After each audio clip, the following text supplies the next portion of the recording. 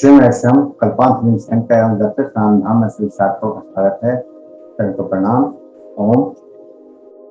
आज हम आपके लिए लेकर आए हैं कि कौन सा देवी देवता को अगर आप आह्वान करते हैं तो वह आपके पास कैसे आकर्षित होता है। कोई भी देवी देवता आपके पास कैसे आकर्षित हो, कैसे आप उसकी शक्ति को महसूस करें, कैसे उसकी शक्ति को जागृत करें। आप किसी भी देवी देवता को पूछते हैं तो क्या उसकी शक्ति आपके आसपास महसूस होती है या नहीं। अगर वो शक्ति महसूस नहीं होती है तो उसका कारण क्या है, क्यों वो शक्ति आपके आसपास महसूस नहीं होती। आप किसी शक्ति का आह्वान करते हैं तो उस शक्ति को आपके आसपास आना चाहिए, लेकिन वो शक्ति आपके आसपास नहीं आती है। क्यों? ऐसे क्या कारण है? क्या आप वर्षों से पूजा कर रहे हैं, वर्षों से किसी मंत्र का जाप कर रहे हैं, लेकिन उस मंत्र से संबंधित शक्ति आपके पास तक नहीं आ रही है। आखिर क्या कारण है कि वो शक्ति आपके पास क्यों नहीं आ रही है? तो जब आप साधना करते हैं तो उसमें क्या करते हैं? सबसे जरूरी बात है, आप दीपक जलाते हैं, धूपबत्ती लगाते हैं और आपसे पूछा जाए कि दीपक किसके नाम का लगा रहे हैं तो शायद आप कहेंगे कि सभी देवी देवताओं के नाम का लगाते हैं। क्या धूपबत्ती जला रहे हैं तो किस सभी देवी देवताओं के लिए जला रहे हैं। आपसे पूछा जाए कि आप किसकी पूजा करते हैं तो आप कहेंगे कि सभी की पूजा करते हैं। आपसे पूछा जाए कि किसका मंत्र करते हैं तो आप कहेंगे मैं देवी का मंत्र भी करता हूँ, शिव का मंत्र भी करता हूँ, हनुमान जी का भी करता हूँ, कृष्ण जी का भी करता हूँ। और फिर आपसे पूछा जाए कि कितने वर्ष हो गए हैं आपको इन सब शक्तियों का पूजा करते हुए, इन सब मंत्रों को करते हुए। कहते हैं कि हो गए किसी को 10 वर्ष, किसी को 20 वर्ष और किसी को कोई जिंदगी भी बीत गई है। जिंदगी के अंतिम पड़ाव में पहुंच के 80 साल की उम्र हो चुकी है, लेकिन कभी उस शक्ति का एहसास नहीं हुआ, कभी कोई शक्ति अनुभव नहीं हुई। क्यों? कारण कुछ न कुछ तो कारण होगा। आप देखते हैं कि बहुत सी जगह मूर्तियां हैं और उनमें बहुत शक्ति है। वहां जैसे ही आप किसी मंदिर में जाते हैं, किसी मूर्ति के पास बैठते हैं जाकर, तो जैसे ही बैठते हैं वहां आपको एनर्जी का एहसास होने लगता है, आपके शरीर में कंपन सा होने लगता है, आपको एक रोमांच आने लगता है और आपके अंदर के भाव बदल जाते हैं। आपके अंदर सकारात्मकता का प्रसार हो जाता है, आपको खुशी महसूस होने लगती है।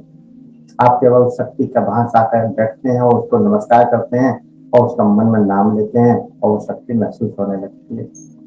लेकिन वहीं घर पर आप वर्षों से कर रहे हैं फिर भी कोई एहसास नहीं है। आखिर क्यों? कुछ न कुछ तो कारण होगा। तो आज हम उसी कारण को ढूंढने की कोशिश करते हैं। ज्यादातर साधकों को ये पता ही नहीं है कि हम आह्वान किसका करें, या हम पूजा किसकी करें, या हम आराधना किसकी करें।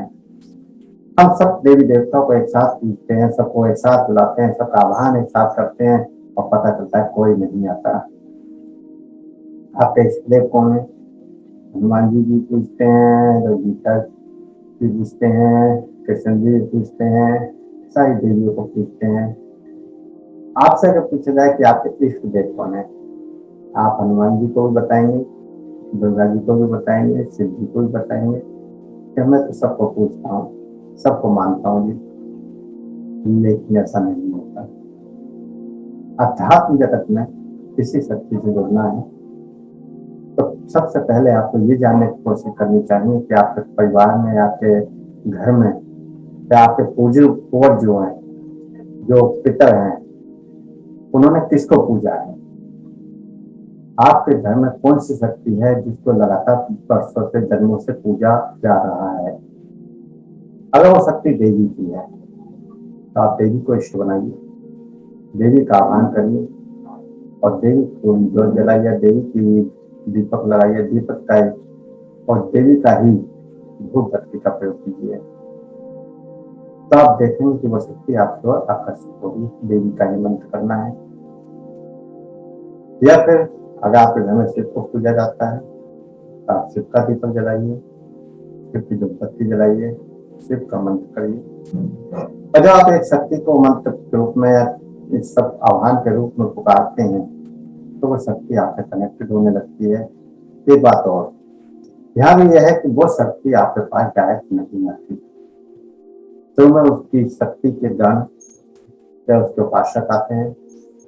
जब आप साधना शुरू करते हैं, पूजा पाठ शुरू करते हैं, तो आपके आसपास उस शक्ति को मानने वाले जो भूत प्रेत या इससे की जो और शक्तियां, सूक्ष्म शक्तियां, वो आनी शुरू हो जाती हैं।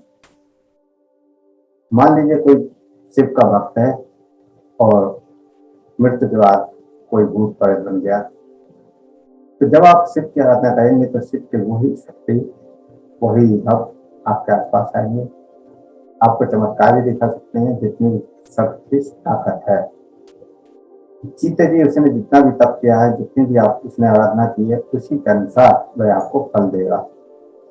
अगर आप साधना को बढ़ाते जाते हैं, अगर अभ्यास को लगातार गहरा करते जाते हैं और अधिक ऊर्जा अपने अंदर एब्जॉर्ब करते हैं, तो उससे बड़ी पावर का भक्त आएगा, जिसकी पावर उससे थोड़ी और ज्यादा होगी।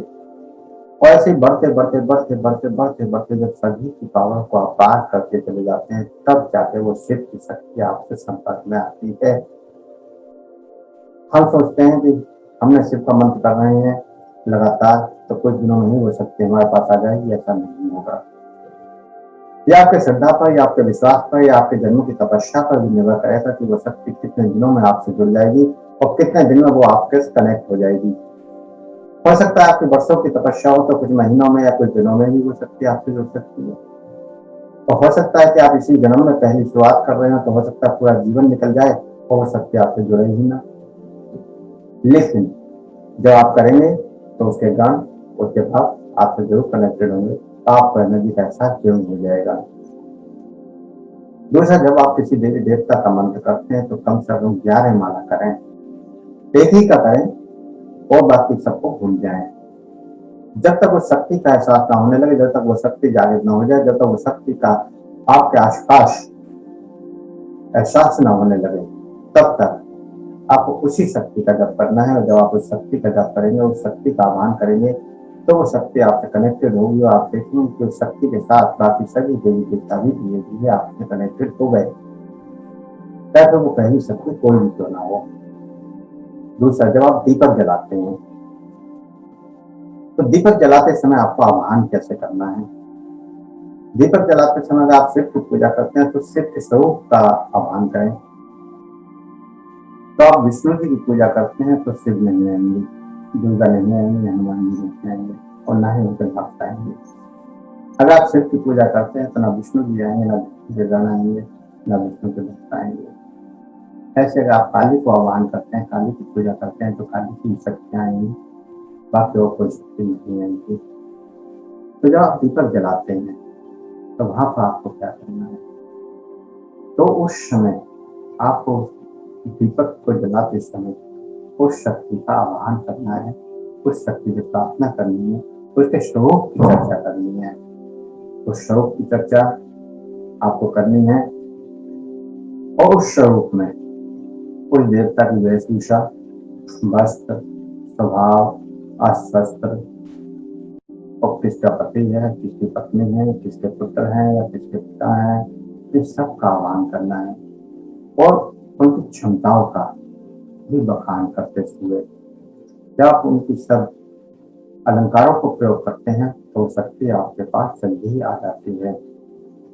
मान लीजिए आप भगवान शिव का आह्वान कर रहे हैं और दीपक जला रहे हैं, तो उसमें क्या करना है, उस समय आह्वान में इन सभी चीजों का समावेश करना है। जैसे हम जब दिया जलाते हैं तो भगवान शिव के मंदिर में मूर्ति रखी होनी चाहिए।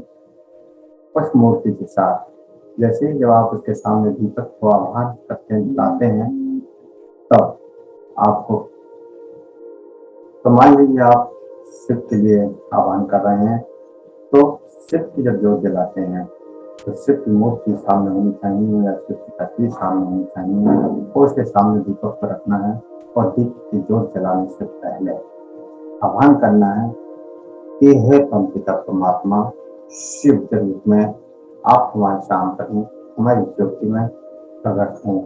मैं ये दीपक आपके ऊर्जा के लिए जागृत कर रहा हूँ, आपकी शक्ति के लिए जागृत कर रहा हूँ, मैं आपका आह्वान कर रहा हूँ। मैं उस शिव का आह्वान करता हूँ जिनकी लंबी लंबी सुंदर जटाएं हैं, जिनकी जटाओं से गंगा की धारा बह रही है, जो वासुकी नाग का हार पहने हुए हैं, जिनके गले में नागों की माला है, साथ ही साथ एक हाथ में त्रिशूल है तो एक में डमरू है, और जिनके माथे पर चंद्रमा सुशोभित है। ऐसे शिव की शक्ति का आह्वान कर रहा हूँ, क्या आह्वान कर रही हूँ, मैं ऐसी शक्ति का आह्वान कर रहा हूँ जो पद्म नगन शरीर पर राख और भस्म लपेटे हुए हैं, जटाधारी हैं, गले में रुद्राक्षों की माला है और क्रोध आने पर शिव तांडव करते हैं। उस शिव की मैं आह्वान कर रहा हूँ, उस शक्ति को बुला रहा हूँ जिनका वाहन नंदी है, जिनके पुत्र गणेश हैं, कार्तिकेय हैं और पत्नी माँ पार्वती हैं। मैं उस शिव की शक्ति का आह्वान कर रहा हूँ जिनके भक्ति के मध्य में तीसरा नेत्र है, जिनका त्रिनेत्र कहा जाता है।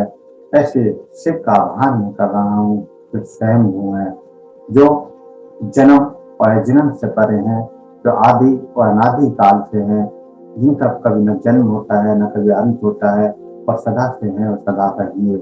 मैं ऐसी शिव की शक्ति का आह्वान कर रहा हूँ, करने वाले हलाल विष का पान करने वाले, हे भस्म के धारण करने वाले भस्मधारी, हे बाघंबर को धारण करने वाले बाघंबरधारी, मैं आपकी ज्योति को प्रचंड कर रहा हूँ। आप इस ज्योति में पधारें और इस ज्योति के स्वरूप में आप अपने ऊर्जा से यहाँ पर प्रस्तुत करें। इस प्रकार आपको शिव का आह्वान करना है।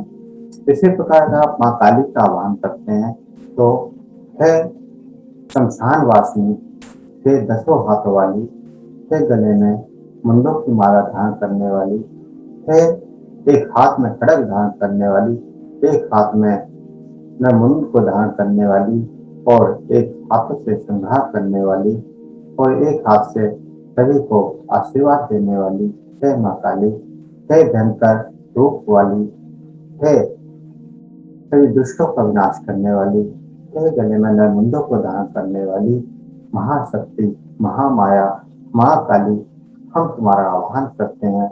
आप इस ज्योति में प्रकाश के रूप में प्रकट हो और अपनी ऊर्जा का हमें एहसास कराएं। इस ऊर्जा का आह्वान मैं आपको कर रहा हूँ, आप यहाँ पर प्रकट हो।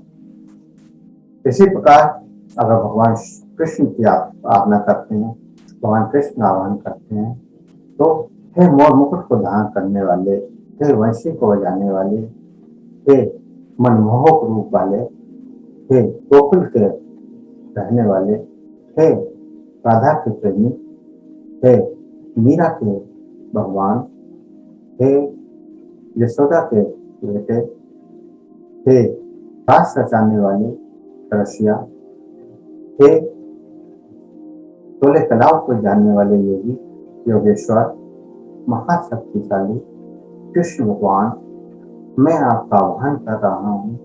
आप महास्वरूप में इस ज्योति में, इस प्रकाश में ऊर्जा के रूप में प्रकट हो और हमें अपनी ऊर्जा का आवाज कराएं। तो इस प्रकार आप किसी भी देवी को, किसी भी देवता को आह्वान कर सकते हैं। ऐसे जो माँ दुर्गा का आह्वान करते हैं, हे महामाया, हे माँ दुर्गा, हे अष्टभुजाधारी, हे सिंह पर सवारी करने वाली, हाथों में अस्त्र धारण करने वाली, हे माँ माया, हे माँ जगदीश्वरी, हे दुर्गे माँ, हम आपकी शक्ति का आह्वान करते हैं।